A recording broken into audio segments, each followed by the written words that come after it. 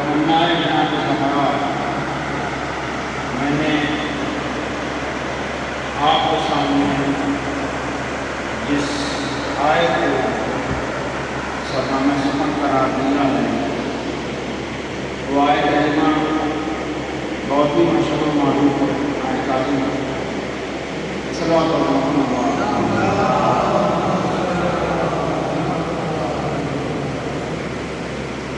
آیت کریمہ بہت ہی مشہور و معروف قرآن مجید ہے، جس میں پروردگار عالم اپنے پیار اور اقتدار کے سلسلے میں گفتگو کرتے ہوئے ارشاد فرما رہا ہے، بسم اللہ الرحمن الرحیم، انا علینا للجزاء وانا لنا للآخرۃ والأولى۔ بے شک ہدایت کی ذمہ داری ہمارے ہاتھوں میں ہے اور آخرت کا اختیار بھی ہمارے ہی ہاتھوں میں ہے۔ اب اگر تم یہ چاہتے ہو کہ تمہاری آخرت بخیر ہو جائے تو تمہیں اس کی پیروی کرنی پڑے گی کہ جسے ہم تمہارا لیڈر بنا کر کے بھیج رہے ہیں۔ کائنات عالم کے جتنے بھی فرقے ہیں اور جن کے یہاں بھی تصور پایا جاتا ہے سزا اور جزا کا، جتنے فرقے ہیں سب کے سب اس کوشش میں لگے رہتے ہیں مسلسل جب تک زندہ ہے، اس کوشش میں لگے رہتے ہیں کہ ان کی آخرت بخیر ہو جائے، دنیا کے ساتھ ساتھ ان کی آخرت بھی ساتھ جائے، جس دنیا کے بعد والی زندگی ہے وہ بھی ساتھ جائے۔ پروردگار عالم نے مسئلہ دیا ہے ہمارے آباد کے لیے، ہم کو اور آپ کو۔ پروردگار کہتا ہے کہ انا علینا للہدی وانا لنا للآخرۃ والأولى۔ ہدایت کی ذمہ داری ہمارے ہاتھوں میں ہے، آخرت کا اختیار ہمارے ہاتھوں میں ہے۔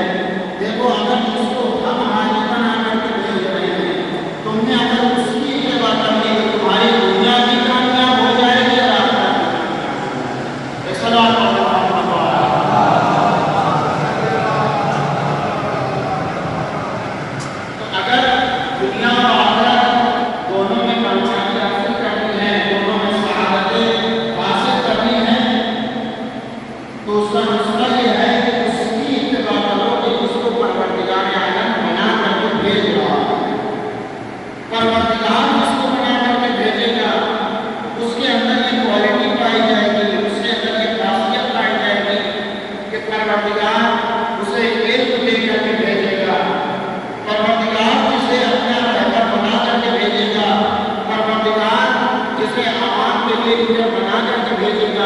اس کے اندر یہ کوالٹی پائی جائے گی، یہ صفت پائی جائے گی کہ اسے معصوم بنا کر کے بھیجے گا، وہ محفوظ نظر خطا ہوگا، اس کے یہاں گناہوں کا امکان ہی نہیں ہوگا، تصور نہیں پایا جائے گا۔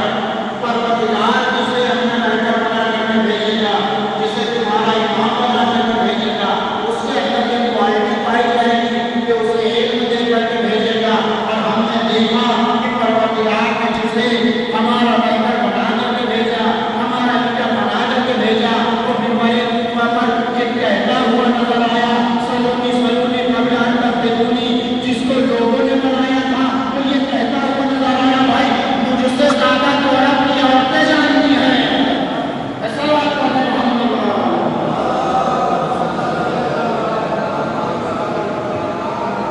جسے پروردگار بنا کر کے بھیجے گا، نہ اس کی اتباع کی ہوگی،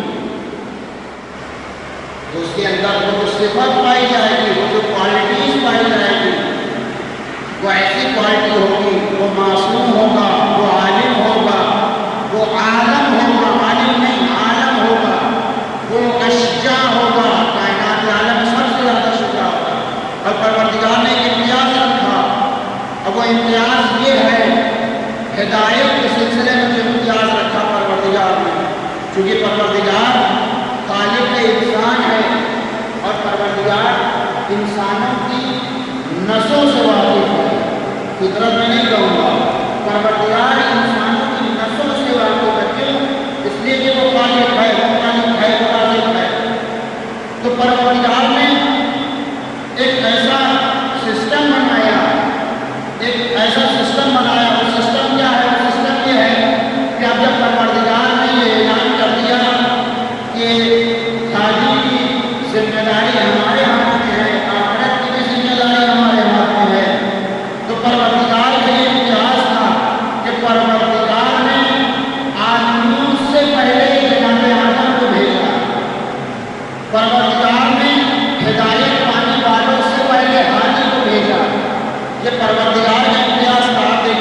سارے واقعات قرآن سارے قصات قرآن آپ کے سنے ہوئے ہیں۔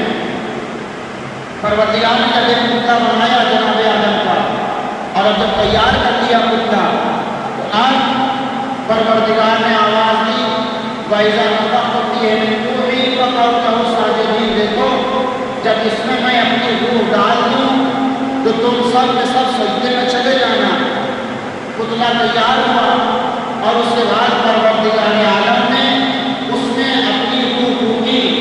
پروردگار نے کیا کہا تھا کہ جب میں اس میں روح پھونک دوں تو تم سب کے سب سجدے میں چلے جانا۔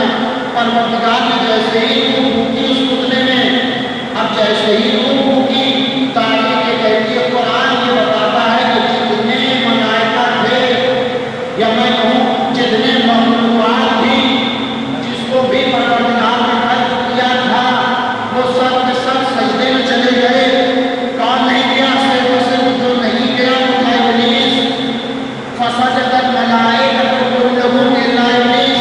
جتنے ملائکہ تھے سب کے سب سجدے میں چلے گئے۔ کون نہیں گیا سجدے میں؟ کہا ابلیس نہیں گیا۔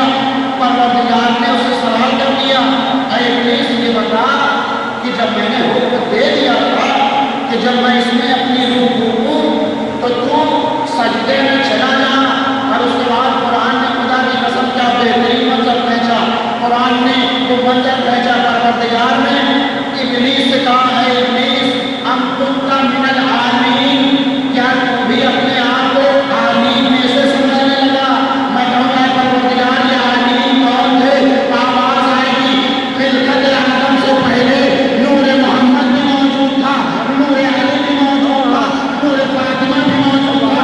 یہ تمام وہ ذوات مقدسات ہیں جسے پروردگار نے عالمین کہا۔ صلوات پڑھتے ہیں محمد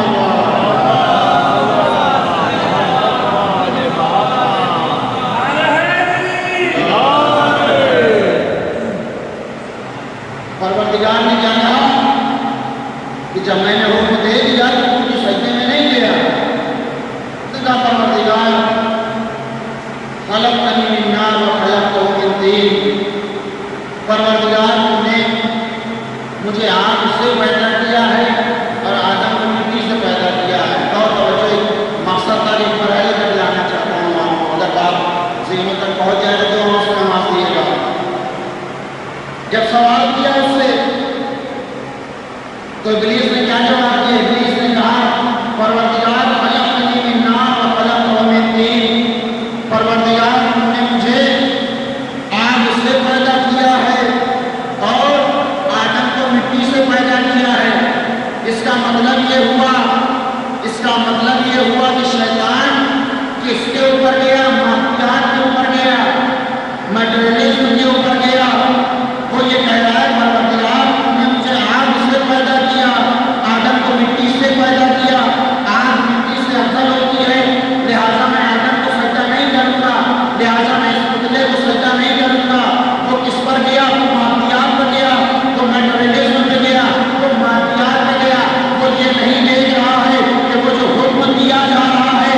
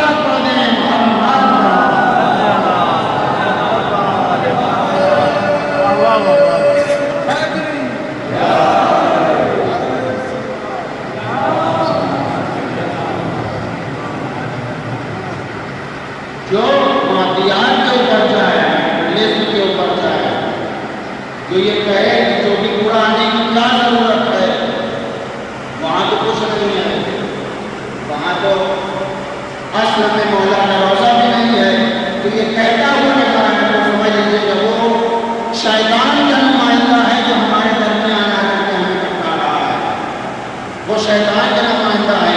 یہ در اس سے منسوب ہے، میں جملہ کہوں، یہ نجف ہند جو منسوب ہے، اسے کس سے منسوب ہے؟ یہ نجف ہند منسوب ہے نجف اشرف سے، یہ نجف ہند درگاہ عالیہ نجف ہند منسوب ہے نجف اشرف سے۔ انسان کو اگر اس در سے نہیں ملے گا تو سمجھ لیجیے کہ کہیں نہیں مل سکتا، اس در سے اگر نہیں ملا، اس در پہ آئیے تو خلوص کے ساتھ آئیے، اس در پہ آئیے تو خلوص کے ساتھ آئیے، ساری ریاکاریوں کو اس درگاہ میں باہر چھوڑ کر کے آئیے، یہاں خلوص سے دل کے ساتھ آئیے۔ خدا کی قسم یہ بارگاہ ایسی بارگاہ ہے کہ یہ لوگوں کے دلوں کو ایسا کام کرتے ہیں کہ ابھی تک جو وہ بھوڑ تھا جب حسین کی جانب آیا تو علیہ السلام کا کیا ہے، شرط یہ ہے کہ خلوص سے دل کے ساتھ آئے، خلوص سے قلب کے ساتھ آئے۔ نجف اشرف ہم نہیں جا سکتے، مالی مجبوری ہے، کسی کی جسمانی مجبوری ہے، ہم وہاں نہیں پہنچ سکتے، ہمارے اندر اتنی استطاعت نہیں ہے، اتنی قوت نہیں ہے، لیکن مولا نے ہمیں توفیق دی ہے کہ اب جب ہم نجف اشرف نہیں پہنچ سکتے تو اس نجف اشرف کی جو شبیہ بنائی گئی ہے، نجف ہند درگاہ عالیہ جو کہ پورا میں آ کر کے یہاں سے ہم دعائیں مانگتے ہیں، آپ ہمیں بتائیں یہاں سے جو دعائیں مانگتا ہے کیا اس کی دعا پوری نہیں ہوتی؟ اگر یہاں سے دعائیں پوری ہو رہی ہے تو اس کا مطلب یہ ہے کہ یہ اسی درگاہ سے منسوب ہے، اسی بارگاہ سے منسوب ہے، لیکن شرط ہے کہ خلوص کے ساتھ ہے۔ یہ در تو وہ در ہے کہ جو غیروں کو عطا کرتا ہے، ہم تو ان کے اپنے ہیں، ہم تو یہ کہتے ہیں مولا ہم آپ کی شکل ہیں، اس در پہ آ کر کے خلوص سے مانگیے۔ اور کائنات میں تاریخوں میں جو لکھا ہے مولانا تقیان نے اپنی زندگی میں کبھی کچھ نہیں مانگا پروردگار سے، پروردگار سے کچھ نہیں مانگا، صرف اور صرف ایک چیز کی خواہش کی پروردگار سے، وہ ایک بیٹے کی خواہش کی۔ پروردگار اے بھائی عقیل جاؤ کوئی ایسے قبیلے کے بارے میں پتہ لگاؤ، مجھے بتاؤ کہ جہاں میں شادی کروں تو وہاں ایک شجاع اور بہادر بیٹا پیدا ہو، وہاں ایک شجاع اور بہادر بیٹا پیدا ہو، ایک تمنا۔ اور مولا ابوالفتح عباس کے سلسلے میں بس میں ایک جملہ کہوں گا، اگر آپ سمجھ گئے تو دعاؤں سے نوازیے گا، میرے والدین کی آپ کو دعا کر دیے گا۔ مولا حضرت ابوالفتح عباس کے بارگاہ میں صرف ایک جملہ میں عرض کروں گا مولا کے لیے کہ آپ دیکھیں مولانا تقیان حضرت ابوالفتح عباس کی تمنا یا اس شجاع بیٹے کی تمنا کب کر رہے ہیں؟ اس وقت کر رہے ہیں کہ جس وقت خود امام حسن موجود ہیں، امام حسین موجود ہیں، زینب اولیاء مقام موجود ہیں، جناب ام کلثوم موجود ہیں، ان تمام ذوات مقدسہ کے ہوتے ہوئے بھی جس کی کمی علی کو محسوس ہو اسے عباس کہتے ہیں، جس کی تمنا علی کرے اسے عباس کہتے ہیں۔ شادی ہوئی بڑے نازوں کے ساتھ پالا ہے، جناب ام المؤمنین اپنے بیٹوں کو مسلسل یہ سمجھاتے ہیں، بیٹوں یہ جو دیکھ رہے ہو امام حسن حسین کو، یہ تمہارے بھائی نہیں ہیں، تم ان کے غلام ہو، یہ تمہارے آقا ہیں، کبھی انہیں اپنا بھائی نہ سمجھنا۔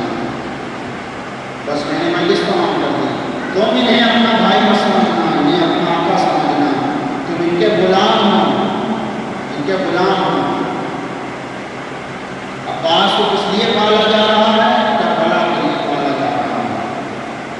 کیوں؟ کیونکہ تمنا کی علی ہوئی کہ ایک ایسا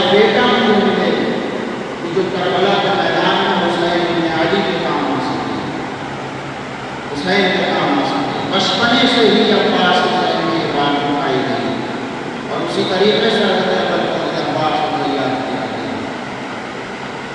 یہ ایام چل رہے ہیں مہینے حسینی کے ایام ہیں پروردگار، ہم سب کو ایک مرتبہ کم از کم ایک مرتبہ مہینے حسینی سے مشرف ضرور فرمائیں۔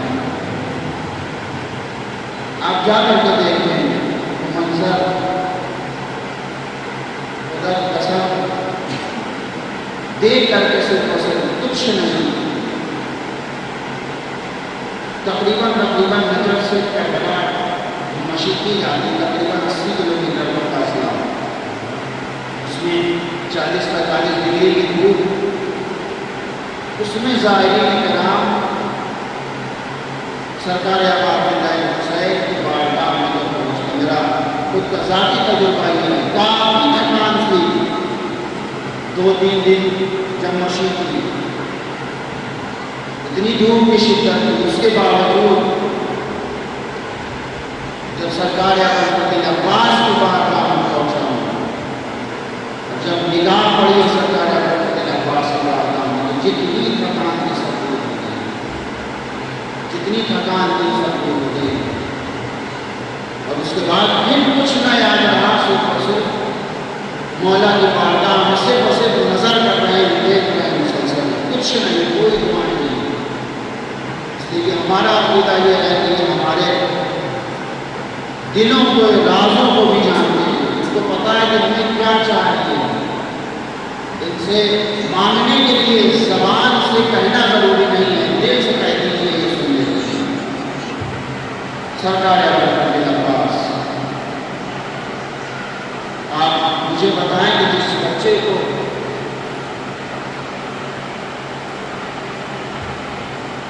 بچپنے سے یہ کہہ کے پالا جا رہا ہو کہ بیٹا تمہیں کربلا میں حسین کے اوپر اپنی جان قربان کرنی ہے، جب اسی عباس کو روز عاشور جنگ کی اجازت نہ ملی ہوگی، اس عباس کے اوپر کیا گزری ہوگی۔ صاحبان اولاد تشریف فرما ہے، تصور شرط ہے ہزاروں، خدا کسی کو وہ دن نہ دکھائے جو عباس کا دکھانا، جو عباس نے دیکھا، خدا کسی کو نہ دکھائے۔ کتنا سخت مرحلہ ہوتا ہے، پڑھ دینا بہت آسان ہوتا ہے، سن لینا بہت آسان ہوتا ہے، لیکن جب انسان کی عمر پڑتی ہے تو انسان کو پتہ چلتا ہے کتنا سخت تھا عباس کے اوپر، کتنا گہرا تھا عباس کے اوپر، کہ جن بچوں کو عباس نے اپنی گودی میں کھلایا ہو، جن بچوں کی تربیت عباس نے اپنے آغوش میں کی ہو، جب انہیں بچوں کے لاشیں کو اٹھانا پڑا تو مجھے نہیں معلوم عباس نے کیسے اٹھایا وہاں، لیکن میرا دل یہ کہتا ہے کہ عباس اس وقت شہید ہو گئے کہ جس وقت محمد کے لاشوں کو اٹھایا، عباس اس وقت شہید ہو گئے کہ جس وقت قاسم کے لاشوں کو اٹھایا، جو تو اللہ خدا آپ کو کوئی بندہ دے سوائے کہ مضمون میں کربلا پہ بس ایک روایت صدا اس کے بعد آپ کی رحمت تمام تاریخ کہتی ہے جب اس قافلے کو زندان سے رہائی مل گئی اور یہ لٹا ہوا قافلہ کربلا سے ہوتا ہوا مدینے آیا ہے، جیسے ہی جناب ام کلثوم کی نگاہ روضہ رسول میں پڑی ہے تو روضہ رسول کی جانب دیکھ کے ام کلثوم کہتی ہے یا مدینہ تجدنا لا تقبلنا، اے نانا کے روضے ہمارے آنے کو قبول نہ کرنا، اس لیے کہ جب ہم یہاں سے گئے تھے تو ہماری گودیاں آباد تھی، اور جب واپس آئے ہیں تو گودیاں اجڑ گئی ہے۔ جیسے ہی مدینہ قریب آیا امام سجاد نے بشیر کو بلایا، اے بشیر یہاں آؤ، جاؤ ہمارے آنے کی سنانی مدینے میں سنا دو۔ بشیر کہتا ہے دوپہر کا دن تھا، گرمی کا وقت تھا، میں گھوڑا دوڑاتا ہوا مدینے کی گلیوں میں خبر دے رہا ہوں، اے مدینے والوں مدینہ رہنے کے قابل نہ رہا، حسین کربلا میں مارے مار دیے گئے، حسین پیاسے شہید کر دیے گئے، حسین 3 دن کے بھوکے شہید کر دیے گئے۔ اسی اثنا میں بشیر کہتا ہے میں یہ سنانی سناتا ہوا محلہ بنی ہاشم میں داخل ہوا، جیسے ہی محلہ بنی ہاشم میں داخل ہوا تو میں نے کیا دیکھا، ایک دروازہ کھلا، ایک گھر کا دروازہ کھلا، بیت الشرف سے ایک بی بی عصا کا سہارا لیے ہوئے باہر آئی، آنے کے بعد مجھ سے کہتی ہے بشیر ارے تو کس کی سنانی سناتا ہے، اور حسین مارا گیا۔ بشیر نے کہا ہے بی بی ارے تو بند فاطمہ مارا گیا، جگر गोशे रसूल माना गया, अली का लाडला माना गया। एक मरतबा उस बीबी ने बशीर कहता मैंने देखा, उस बीबी ने नजफ को रोक किया, रुक करने के बाद कहता या अली, अरे आपने देखा आपके बेटे जिंदा थे, मेरा हुसैन मारा गया। एक मरतबा बशीर ने हाथों को जोड़ा, अरे शहजादी आप कौन है? उस बीबी ने कहा अरे मैं अब्बास की दुखियारी मौत को जलील हूँ। एक मरतबा बशीर कहता है ऐ शहजादी ऐसे न कहिए, अरे जब तक अब्बास जिंदा थे हुसैन के जिस्म के ऊपर एक खरोश न आया। एक मरतबा उम्मुल मनीन कहती हैं ऐ बशीर जरा मेरे बेटे की जंग तो सुना। हर माँ को अरमान होता है कि अपनी माँ अपने बेटे की शजाअत के जौहर देखे, अपने बेटे की शजाअत के जौहर को सुने। एक मरतबा बशीर बयान करता है ऐ बेबी आपके बेटे को जंग की इजाजत न मिली, पानी की इजाजत मिली, आपका बेटा गया दरिया से मश्क भरी और उसके बाद वापस लौटा। अब चाहता ये है कि जितनी जल्दी हो सके क़याम में पानी पहुंचा दिया जाए। लेकिन एक बार हुआ दायां बाजू कलम हुआ, दूसरा बार हुआ बायां बाजू कलम हुआ। इस असना में तीर चली, मश्क चली, अब्बास की आंख टूट गई। एक मरतबा अब्बास ने अपने घोड़े को वापस लड़ाई की जानिब किया। इस असना में अब्बास की आंखों पर आकर एक तीर लगा। अब्बास ने ये चाहा कि इस तीर को झुक करके अरे दोनों ज़ालमों के बीच में फंसा करके निकाला जाए। जैसे ही अब्बास ने अपने सर को नीचे किया, एक जालिम ने गुर्ज मारा। अब्बास से संभला न गया, अब्बास ज़मीन से ज़मीन पर तशरीफ लाए और जैसे ही बशीर ने बयान किया, रवायत कहती है उम्मुल मनीन ज़मीन पर बैठ गई। बैठने के बाद कहती है बशीर अरे मुझे इतना बता दे, अरे करबला में कोई शहीद अरे जब घोड़े से गिरता था तब नहाते को देख लेता था, मगर हाय मेरा बेटा अब्बास अरे करबला की जलती हुई रेत पर मुंह के बल आया होगा।